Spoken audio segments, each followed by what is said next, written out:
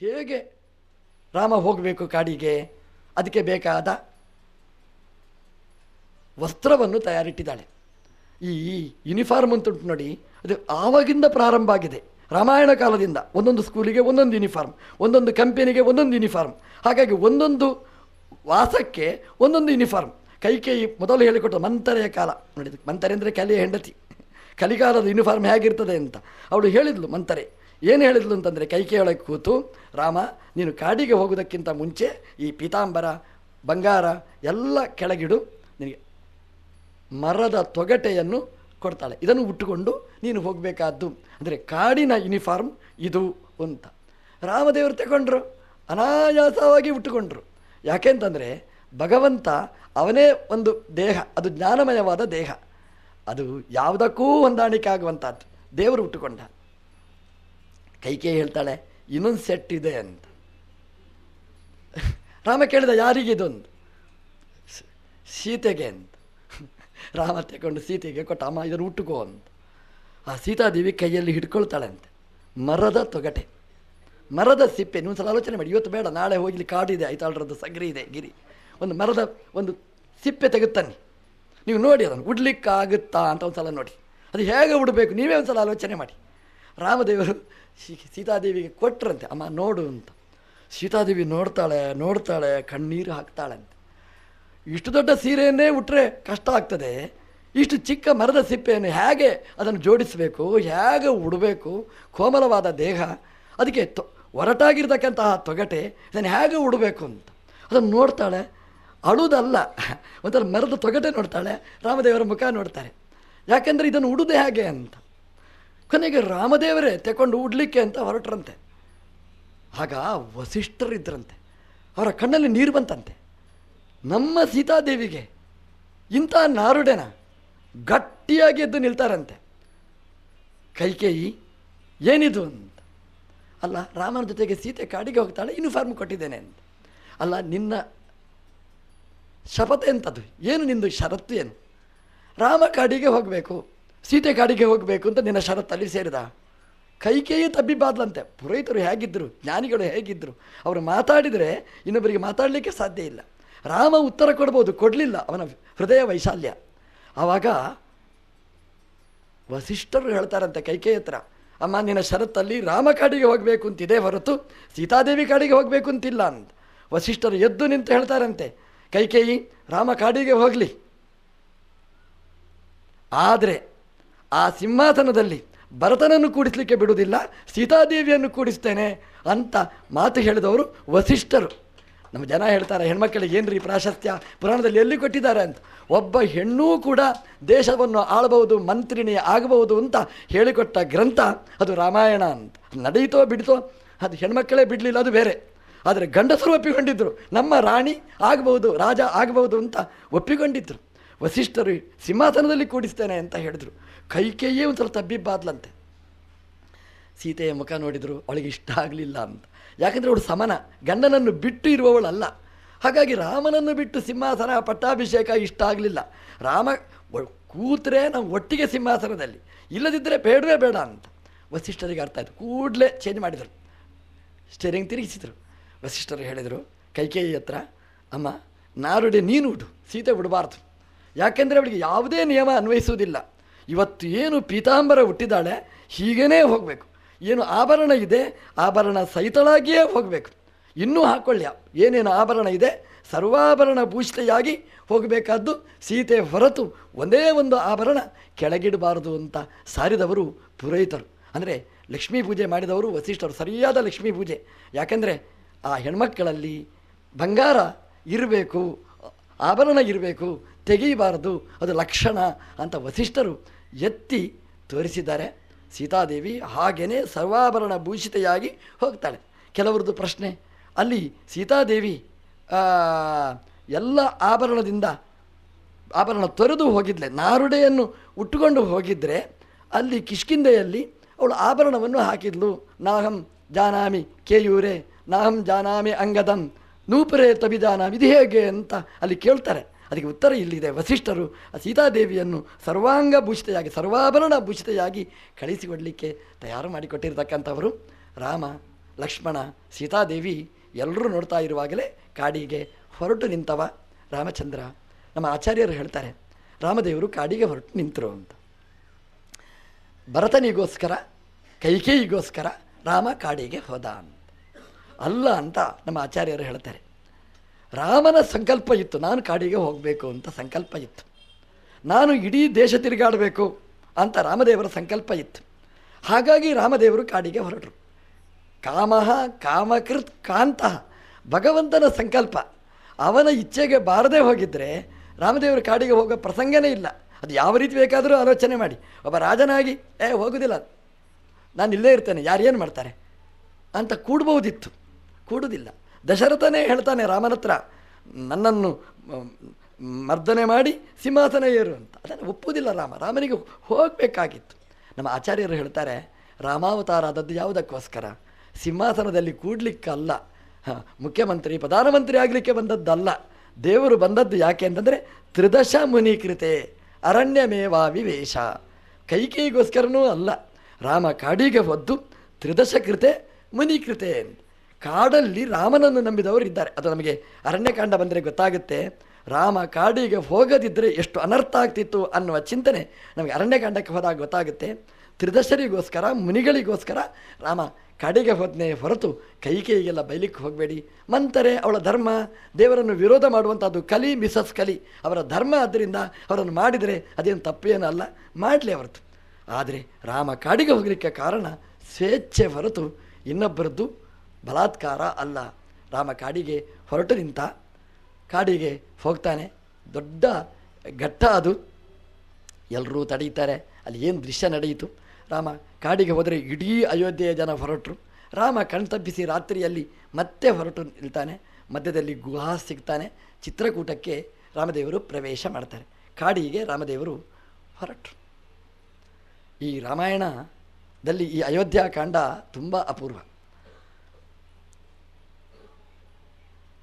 ರಾಮ ಅಂತ ಒಂದಿದೆ, ಭರತ ಅಂತ ಇನ್ನೊಂದು ಪಾತ್ರ ಇದೆ. ಒಳ್ಳೆಯ ಪಾತ್ರ ಅದು, ಭರತನ ಪಾತ್ರ. ಭರತನನ್ನು ಕರ್ಕೊಂಡು ಬರ್ತಾರೆ. ಅಷ್ಟೊತ್ತಿಗೆ ದಶರಥ ಸ್ವರ್ಗತನಾಗಿರ್ತಾನೆ. ಎಲ್ಲ ಅಂತ್ಯಕ್ರಿಯೆಗಳನ್ನು ಮಾಡಿಸ್ತಾರೆ. ಕೊನೆಗೆ ವಸಿಷ್ಠರು ಭರತನ ಹತ್ರ ಸಿಂಹಾಸನ ಏರಬೇಕು ಅಂತ ಹೇಳ್ತಾರೆ. ಭರತ ಒಪ್ಪಿಕೊಳ್ಳೋದಿಲ್ಲ. ರಾಮನ ಬೆನ್ನ ಹಿಂದೆ ಬರ್ತಾನೆ, ಚಿತ್ರಕೂಟಕ್ಕೇ ಬರ್ತಾನೆ ಭರತ. ಇದು ರಾಮಾಯಣ ನಮಗೆ ಕೊಟ್ಟ ಒಂದು ಒಳ್ಳೆಯ ಪಾತ್ರ, ಭರತನ ಪಾತ್ರ. ಭರತ ಅಂದರೆ ಯಾರು, ಸ್ವರೂಪ ಯಾವುದು ಅಂತ ನಾವು ಆಲೋಚನೆ ಮಾಡಿದರೆ ಅದು ಕಾಮಃ, ಕಾಮ. ಆ ಕಾಮ ಅವನು ಭರತ, ಅವನು ರಾಮನ ಬೆನ್ನ ಹಿಂದೆ ಹೊರಟ ಅಂತ. ಇದು ಏನು ಅಂತಂದರೆ ಈ ಕಾಮ ಇದೆ ನೋಡಿ, ಈ ರಾಮನ ಶಕ್ತಿ ಅಂತದ್ದು. ಕಾಮವನ್ನು ತಿರುಗುಮುರುಗು ಮಾಡುವ ಶಕ್ತಿ ಅದು ರಾಮನದ್ದು ಅಂತ ರಾಮಾಯಣ ಹೇಳ್ತದೆ. ಸಾಮಾನ್ಯವಾಗಿ ಕಾಮದ ಬೆನ್ನ ಹಿಂದೆ ಹೋಗುವುದೇ ಜಾಸ್ತಿ, ಕಾಮ ಕೆಡುವಂಥದ್ದೇ ಜಾಸ್ತಿ, ಕೆಡಿಸುವಂಥದ್ದೇ ಜಾಸ್ತಿ. ಆದರೆ ರಾಮಾಯಣದ ಕಾಮ ಮಾತ್ರ ಕೆಡುವುದೂ ಇಲ್ಲ, ಕೆಡಿಸುವುದೂ ಇಲ್ಲ. ಅದನ್ನು ರಾಮನ ಕಡೆಗೆ ತಿರುಗ್ತದೆ ಕಾಮ. ಕಾಮವನ್ನು ತಿರುಗುಮುರುಗು ಮಾಡಿದವ ಅದು ರಾಮ ಅಂತ. ನೀವು ನೋಡಿ, ರಾಮ ಅಂತ ಬರೀತೀರಿ, ನೀವು ಕಾಮ ಅದನ್ನು ತಿರುಗುಮುರುಗು ಮಾಡಬೇಕು. ಕಾಮ ಎಂಬ ಶಬ್ದಕ್ಕೆ ಇನ್ನೊಂದು ಪರ್ಯಾಯ ಶಬ್ದ ಮಾರ ಅಂತ. ಮದನಃ, ಮನ್ಮತಃ, ಮಾರಃ. ಮಾರ ಅಂದರೆ ಕಾಮನಿಗೆ ಇನ್ನೊಂದು ಶಬ್ದ. ಈ ಮಾರ ಮನೆಗೆ ಹೋಗಿ 100 ಸಲ ಹೇಳಿ ಮಾರ ಮಾರ ಮಾರ ಅಂತ, ಅದು ಕೊನೆಗೆ ರಾಮ ಅಂತ ಆಗಿಬಿಡ್ತದೆ. ಅಂದರೆ ಮಾರನನ್ನು ತಿರುಗುಮುರುಗು ಮಾಡಿದವ ರಾಮ. ಬರೀ ಶಬ್ದದಟ್ಟಿಷ್ಟ ಅಲ್ಲ ಇದು, ಇದು ಅರ್ಥನೇ ಹೀಗಿದೆ. ಮಾರ ಅಂದರೆ ಕಾಮ, ಕಾಮನನ್ನು ತಿರುಗುಮುರುಗು ಮಾಡಿದವ. ಸಾಮಾನ್ಯವಾಗಿ ಕಾಮ ಪ್ರಪಂಚದ ಕಡೆಗೆ, ಐಹಿಕದ ಕಡೆಗೆ ತಿರುಗುವಂಥದ್ದು. ರಾಮ ಆ ಐಹಿಕದ ಕಡೆಗೆ ತಿರುಗುವ ಕಾಮವನ್ನು ತನ್ನ ಕಡೆಗೆ, ದೇವರ ಕಡೆಗೆ ತಿರುಗುವ ಹಾಗೆ ಮಾಡಿದ್ದು ಅದು ರಾಮಾಯಣದ ಶಕ್ತಿ. ಉದಾಹರಣೆ ಅದಕ್ಕೆ ಭರತ. ಭರತ ಅಂದರೆ ಕಾಮದ ಪ್ರತಿನಿಧಿ, ಕಾಮನೆ ದರೆಗಿಳಿದು ಬಂದದ್ದು.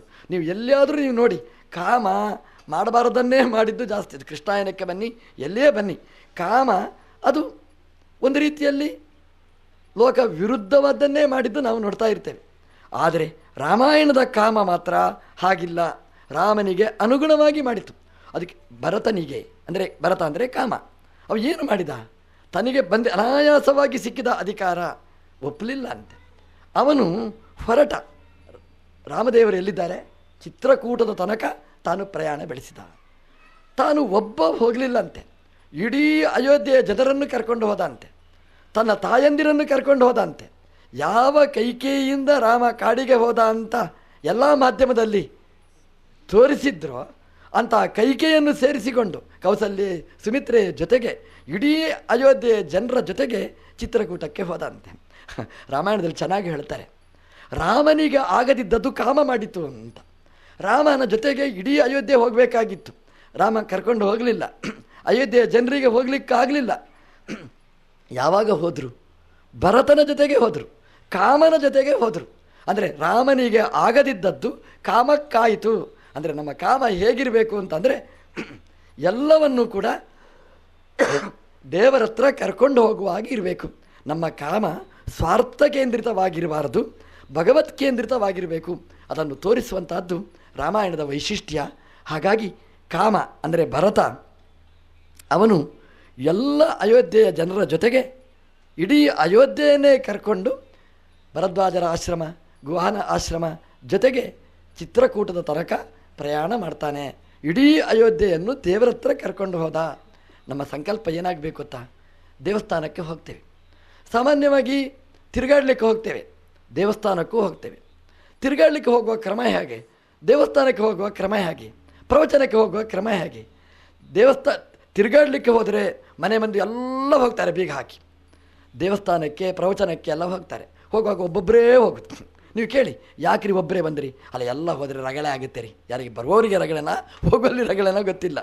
ರಾಮಾಯಣ ಹೇಳ್ತದೆ, ಎಲ್ಲಿ ಬೇಕಾದರೂ ಒಂಟಿಯಾಗಿ ಹೋಗಿ, ದೇವಸ್ಥಾನಕ್ಕೆ ಪ್ರವಚನಕ್ಕೆ ಹೋಗುವಾಗ ಒಂಟಿಯಾಗಿ ಹೋಗಬೇಡಿ. ಕಾಮ ಭರತ ಹೇಗೆ ಇಡೀ ಅಯೋಧ್ಯೆಯ ಜನರಿಗೆ ರಾಮನನ್ನು ನೋಡಲಿಕ್ಕೆ ಹೋದ್ನೋ ಹಾಗೆ ದೇವರ ಹತ್ರ ಹೋಗುವಾಗ ಎಲ್ಲರೂ ಸಪರಿವಾರರಾಗಿ ಹೋಗಬೇಕು ಅನ್ನೋದನ್ನು ರಾಮಾಯಣದ ಕಾಮ ನಮಗೆ ತೋರಿಸಿಕೊಟ್ಟಿದೆ. ನಮಗೇನು ಸಂಶಯ ಗೊತ್ತಾ, ಸಮಸ್ಯೆ ಗೊತ್ತಾ? ನಾವು ಎಲ್ಲಾದರೂ ಪ್ರವಚನಕ್ಕೆ ಹೋದರೆ, ಮಕ್ಕಳನ್ನು ಕರ್ಕೊಂಡು ಹೋದರೆ ಅವ್ರು ಕಿರಿಕಿರಿ ಮಾಡಿದ್ರೆ ಏನು ಮಾಡೋದು? ಅಯ್ಯೋ ಗಲಾಟೆ ಆಗುತ್ತೆ ಅಂತ. ಹಾಗಾಗಿ ಅವನು ಎಂದೂ ಮತ್ತೆ ಪ್ರವಚನಕ್ಕೆ ಬರಲಿಕ್ಕೇನೇ ಇಲ್ಲ, ದೇವಸ್ಥಾನಕ್ಕೆ ಬರಲಿಕ್ಕೇ ಇಲ್ಲ. ಯಾಕೆ ಗಲಾಟೆ ಮಾಡುವವ ಅಂತ. ಅಂಥವರನ್ನು ಕರ್ಕೊಂಡು ಬಂದರೆ ಅದು ಮುಂದಿನ ಜನಾಂಗ ಚೆನ್ನಾಗಿ ತಯಾರಾಗಲಿಕ್ಕೆ ಸಾಧ್ಯ. ದೇವಸ್ಥಾನಕ್ಕೆ ಹೋಗುವಾಗ ಮಕ್ಕಳನ್ನು ಮನೆಯವರನ್ನು ಬಿಟ್ಟು ಹೋಗಬೇಡಿ. ಪ್ರವಚನಕ್ಕೆ, ನಮ್ಮ ಪ್ರವಚನಕ್ಕೆ ಅಲ್ಲ, ಐತಾಳರ ಮನೆಗೆ ಅಲ್ಲ, ಎಲ್ಲಿಯಾದರೂ ಪ್ರವಚನಕ್ಕೆ ಹೋಗುವಾಗ ನೀವು ಒಂಟಿಯಾಗಿ ಅಲ್ಲ, ಎಲ್ಲ ಪರಿವಾರ ಸಹಿತರಾಗಿ ಹೋಗಬೇಕಾದ್ದು ಅನ್ನೋದು ರಾಮಾಯಣದ ಕಾಮ ತೋರಿಸಿಕೊಟ್ಟಿರ್ತಕ್ಕಂಥದ್ದು ಅಂತ. ಕಾಮ ಅಂತಂದರೆ ಸಾಮಾನ್ಯವಾಗಿ ಕಾಮನ್ ಸೆನ್ಸ್ ಇಲ್ಲದಿದ್ದದ್ದು ಕಾಮ. ಅದಕ್ಕೆ ಇಂಥದ್ದು ಮಾಡಬೇಕು ಮಾಡಬಾರದು ಅನ್ನುವ ಎಚ್ಚರ ಇರುವುದಿಲ್ಲ. ಅದಕ್ಕೆ ಕೆಟ್ಟದು ಕಾಮ. ಅದು ಕಾಮ ಎಂಬ ಶಬ್ದದಲ್ಲಿ 3 ಅಕ್ಷರ ಇದೆ. ಒಂದು ಕ, ಒಂದು ಆ, ಒಂದು ಮ. ಕ ಅಂದರೆ ಸುಖ, ಮ ಅಂದರೆ ಜ್ಞಾನ, ಆ ಅಂದರೆ ನೆಗೆಟಿವ್, ನಿಷೇಧ. ಅಂದರೆ ಮಧ್ಯದಲ್ಲಿ ಒಂದು ನೆಗೆಟಿವ್ ಇದೆ.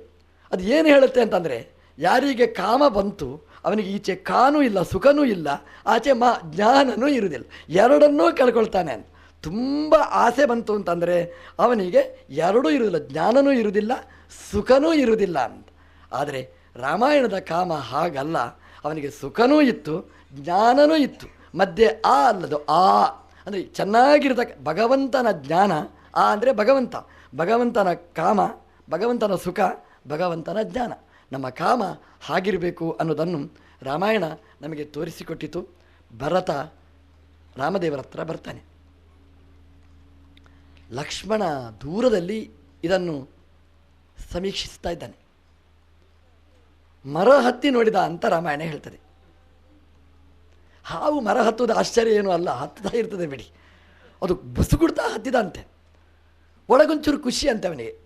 ಯಾಕಂದರೆ ಈ ಭರತನನ್ನು ನೋಡಿದ, ನೋಡಿ ತಕ್ಷಣ ಇಳಿದ, ರಾಮನ ಹತ್ರ ಬಂದು ಹೇಳ್ತಾನೆ, ಅಣ್ಣ ಎಲ್ಲ ಗುಟ್ಟು ಬಯಲಾಯಿತು ಅಂತ. ಏನಾಯಿತು ಲಕ್ಷ್ಮಣ? ನೋಡು, ಅಲ್ಲಿ ಕೈಕೇಯಿ ಅಮ್ಮ ಮಾತ್ರ, ಮಗ ಇವತ್ತು ಇಡೀ ಸೇನೆ ಸಹಿತವಾಗಿ ಬಂದಿದ್ದಾನೆ. ರಾಮ ಕೇಳಿದ, ಏನಾಯಿತು? ಯಾಕೆ ಅಂತಂದರೆ ಅಲ್ಲಿ ಕೂತ್ಕೊಳ್ಳಿಕ್ಕೆ ಬಿಡಲಿಲ್ಲ ನಿನ್ನನ್ನು, ಇಲ್ಲಿಯೂ ಕೂತ್ಕೊಳ್ಳಿಕ್ಕೆ ಬಿಡುವುದಿಲ್ಲ ಅಣ್ಣ. ನಾನು ಇವತ್ತು ಆ ಭರತನನ್ನು ಕೊಂದೇ ಬಿಡ್ತೇನೆ ಅಂತ ರಾಮ ಹೇಳಿದ. ಗಡಿಬಿಡಿ ಮಾಡಬೇಡ, ಲಕ್ಷ್ಮಣ ಸ್ವಲ್ಪ ಗಡಿಬಿಡಿ. ದೇವರ ಮೇಲೆ ತುಂಬ ಭಕ್ತಿ ಆದರೆ ಕೆಲವು ಸಲ ಹಾಗಾಗುತ್ತೆ. ದೇವರ ಮೇಲೆ ಭಕ್ತಿಯಿಂದ ದೇವರಿಗೆ ಗಂಧ ಇಡುವ ಜಾಗಕ್ಕೆ ಧೂಪವನ್ನೇ ದೇವರ ಮೂಗಿಗೆ ಇಟ್ಟು ಬಿಡ್ತೇವೆ ನಾವು. ತುಂಬ ಭಕ್ತಿ ಬಂದಾಗ ಭಕ್ತಿ ಉದ್ರೇಕ ಆಗಿಬಿಟ್ರೆ ಎಲ್ಲಿದ್ದೋ ಎಲ್ಲಿಗೋ ಆಗುವಂಥದ್ದೆಲ್ಲ ಇರ್ತದೆ. ಲಕ್ಷ್ಮಣನ ಭಕ್ತಿ ತುಂಬಾಗಿ ಬಿಡ್ತು. ರಾಮನ ಕಾಮ ಅದು ತಿರುಗಮುರುಗಾಗುವ ಪ್ರಸಂಗ ಬಂತು. ಆಗ ರಾಮದೇವರು ಹೇಳ್ತಾರೆ, ಹೇಳ್ತಾನೆ, ಲಕ್ಷ್ಮಣ ಏನು ನಿನ್ನ ಸಮಸ್ಯೆ? ಭರತನನ್ನು ಕೊಲ್ತೇನೆ ಅಂತ. ರಾಮದೇವರು ತಮಾಷೆ ಮಾಡಿ ಹೇಳ್ತಾರೆ, ಯಾಕೆ ಭರತನನ್ನು ಕೊಲ್ತಿ? ಸಿಂಹಾಸನ ಬೇಕು ಅಂತದೋ? ಲಕ್ಷ್ಮಣ ಗಡಿಬಿಡಿ ಮಾಡಬೇಡ, ಈಗ ಭರತ ಬರ್ತಾನೆ, ಬಂದರೆ ನಾನು ಭರತನ ಹತ್ರ ಹೇಳ್ತೇನೆ, ಭರತ ಪ್ರದೀಯತಾಂ, ನೋಡು ಲಕ್ಷ್ಮಣನಿಗೆ ಸಿಂಹಾಸನ ಬೇಕು, ಕೊಟ್ಬಿಡ್ತೀಯಾ ಅಂತ ಕೇಳ್ತೇನೆ. ನೋಡು ಲಕ್ಷ್ಮಣ, ತಕ್ಷಣ ಭರತ ಸಿಂಹಾಸನ ಕೊಟ್ಟುಬಿಡ್ತಾನೆ, ನೀನು ಸಿಂಹಾಸನ ಏರು ಅಂತ. ಲಕ್ಷ್ಮಣನಿಗೆ ನಾಚಿಗಾಯ್ತಂತೆ, ತುಂಬ ಕಷ್ಟ ಆಯ್ತಂತೆ. ಯಾಕೆಂದರೆ ನಾನು ತಿಳ್ಕೊಂಡಿದ್ದೇನೆ ಭರತನಿಗಿಂತ ನಾನು ದೊಡ್ಡವ, ಶ್ರೇಷ್ಠ ಅಂತ, ರಾಮನ ಬೆನ್ನ ಹಿಂದೆ ಬಂದವ ಅಂತ. ಆದರೆ ರಾಮನ ದೃಷ್ಟಿಯಲ್ಲಿ ಹಾಗಿಲ್ಲ, ನನಗಿಂತ ಒಳ್ಳೆಯವ ಭರತ ಅಂತ ಇದೆ. ಯಾಕಂದರೆ ನನಗೆ ಇನ್ನೂ ಸಿಂಹಾಸನದ ಆಸೆ ಇದೆ ಅಂತ ತಿಳ್ಕೊಂಡಿದ್ದಾನೆ, ಭರತನಿಗೆ ಸಿಂಹಾಸನದ ಆಸೆ ಇಲ್ಲ ಅಂತ ತಿಳ್ಕೊಂಡಿದ್ದಾನೆ. ಹಾಗಾದರೆ ನನಗಿಂತ ಭರತನೇ ದೊಡ್ಡವ ಅಂತ ಲಕ್ಷ್ಮಣ ಕುಗ್ಗಿದ, ರಾಮನ ಹತ್ರ ಬಗ್ಗಿದ ಅಂತ. ರಾಮದೇವರು ಒಬ್ಬನನ್ನು ತಿದ್ದುವ ಕ್ರಮ ಹೇಗೆ ಅಂದರೆ ಹೊಡೆದು ತಿದ್ದುವುದಲ್ಲ, ಒಳಗಿದ್ದ ಆಸೆಯನ್ನು ದೂರ ಮಾಡುವ ಕ್ರಮ ಹೇಗೆ ಅಂತಂದರೆ ಅದು ಕೋಲಿನ ಚಾಟಿಯ ಏಟಿನಿಂದ ಅಲ್ಲ, ಮಾತಿನ ಏಟಿನಿಂದ ಅಂತ ರಾಮಾಯಣ ನಮಗೆ ತೋರಿಸಿಕೊಟ್ಟಿದೆ. ಒಳ್ಳೆಯ ಚಿಂತನೆಯ ಮೂಲಕ ಲಕ್ಷ್ಮಣನ ಒಳಗಿರ್ತಕ್ಕಂತಹ ಆ ಬುಸುಗುಟ್ಟುವ ಸರ್ಪ, ಕಾಮದ ಸರ್ಪವನ್ನು ರಾಮದೇವರು ತಲೆಗೆ ಬಡಿದು ನಿಲ್ಲಿಸ್ತಾರಂತೆ.